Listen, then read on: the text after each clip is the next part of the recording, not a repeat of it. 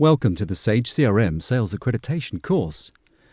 You are currently viewing the Sage CRM Sales Accreditation in Module 4, which is designed for marketing, sales, and implementation employees. This syllabus level is designed for candidates taking the CRM Sales Accreditation at Level 1. Delegates will gain knowledge of the Sage CRM proposition, its applicability to functional roles within typical businesses, and an ability to demonstrate the product to meet typical business needs. There are 4 modules at this syllabus level. Module 1 is all about understanding and articulating the proposition. Module 2 is all about understanding and profiling a prospect. Module 3 is understanding and using the Sage CRM collateral. And this module, Module 4, is all about demonstrating the standard Sage CRM features. This module is designed for people in functional roles such as marketing, sales, and implementation. Each topic contains information to build competence and confidence for people in those roles of marketing, sales, and implementation. Once you have completed each topic, you will understand the role that customer relationship management concepts play within a business, how to knowledgeably speak about and demonstrate competence in the translation of CRM capability for any business, and how to successfully articulate the Sage CRM value proposition. This video is about the following topic. It contains information specifically on using the standard Sage CRM product. So let's make a start and talk about using the standard Sage CRM product. First of all, always remember the range of resources available to you via the Sage CRM community. Things such as third-party add-ons, components that can make your demo easier to build. Also, be on the lookout for best practice guides. There are articles from Sage CRM and other people of tips and tricks they've learnt in building demonstrations to provide extra capability to save you building your own.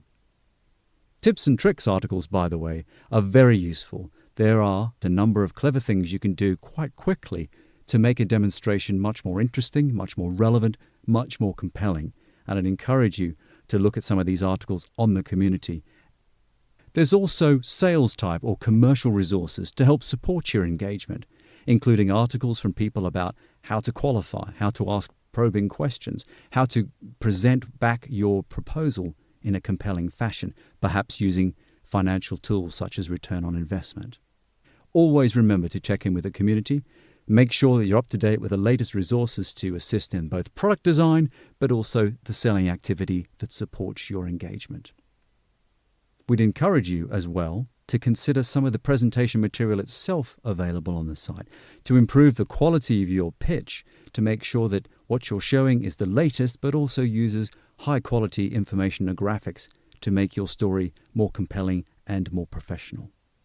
Second, make sure you become familiar with the demonstration setup of the product itself, the data that is shipped as demonstration data, the users within that, and our supporting scripts, in particular the scripts that allow you, with the demonstration data and the users, to support an end-to-end narrative about how the product might be used in real life.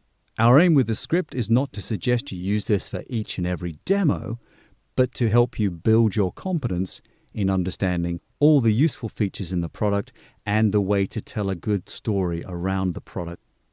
You'll see an example there of the script on screen, and as I noted on the previous slide, it's not meant to be prescriptive. It provides an introduction to presenting the product effectively using the core functionality and product capabilities.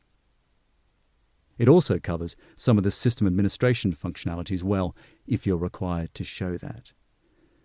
We recommend you work through and understand the range of features, see how that logical demonstration narrative is developed, and build the competence using that. Obviously, you need to then factor in your specifics for the particular prospect and the requirements they need, and then decide if you can use any of this or how you might focus this demonstration script for your particular customer.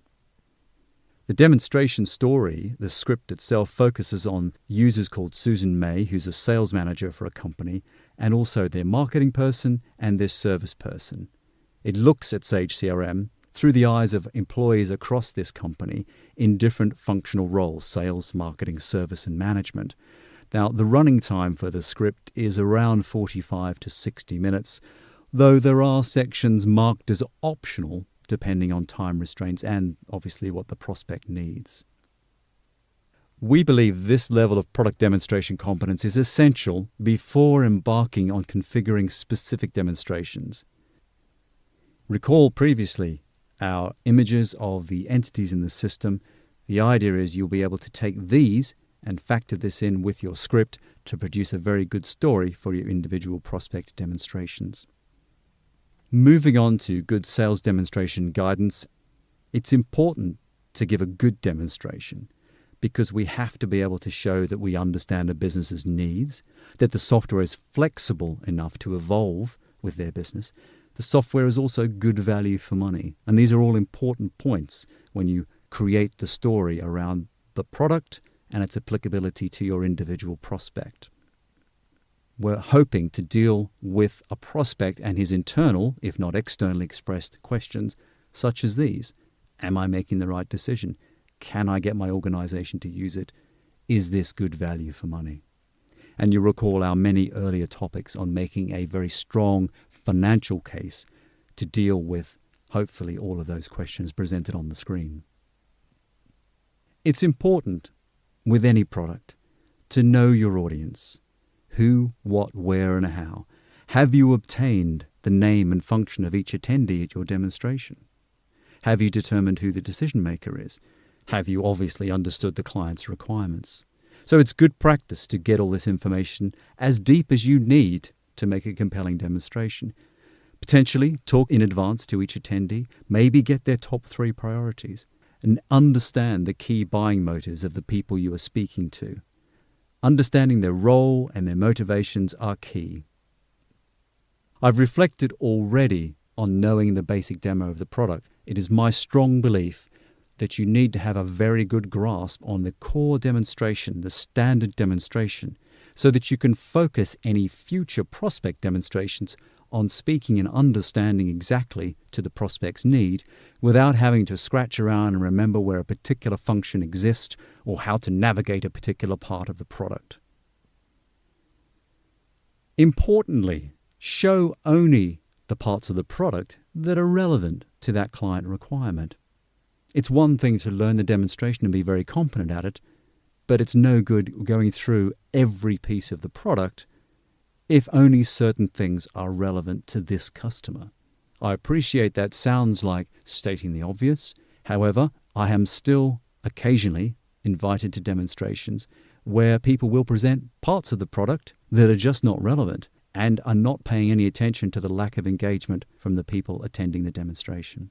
So show only what's relevant to the client requirement, and obviously be sure you systematically address each attendee's top priorities. And the old demonstration mantra is just as true for Sage CRM as it is for many. Tell them what you're going to tell them at the beginning, tell them as part of the demonstration, and then tell them again at the end of the demonstration what you showed them, to reinforce the message, to reinforce both the functional activity you've shown them and the business benefit it is going to bring to their company. Questions are always something that come up in demonstrations. Handling questions is an important part of maintaining a good dialogue and also making people feel engaged and staying connected to your message and to your demonstration. So allow for that to happen, but make sure you manage the capture of the questions and the control of the demonstration.